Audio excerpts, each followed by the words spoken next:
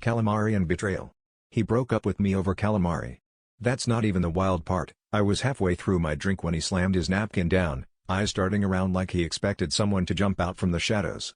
"This isn't working." "I'm sorry," he muttered, voice barely above a whisper, but loud enough for the couple at the next table to stare.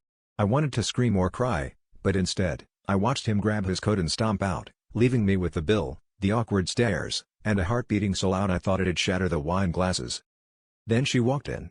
Tall, perfect hair, expensive perfume clouding the air as she slid into his empty seat like she owned it. She didn't even look at the menu. "So," she said, her lips curled in a smile that was anything but friendly, "how do you know my husband?" For a second, I choked on my own breath. My mind flashed back to all the weekends he was working late, the phone calls he always took outside. Her eyes bore into me, icy and unblinking, and I realized she wasn't here to start a fight, she was here for answers.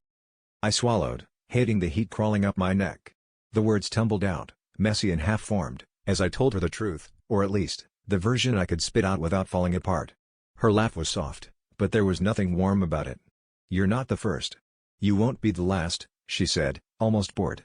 She slid a folded napkin across the table. "He'll tell you he loves you. He'll promise you forever. He's been doing it since before we were married."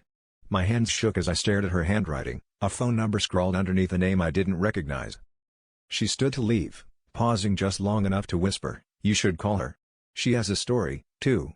As she disappeared into the crowd, I sat frozen, the reality settling in. I wasn't special, I was just another secret. The worst part wasn't his betrayal. It was realizing I'd ignored every red flag because I wanted to believe I was the exception.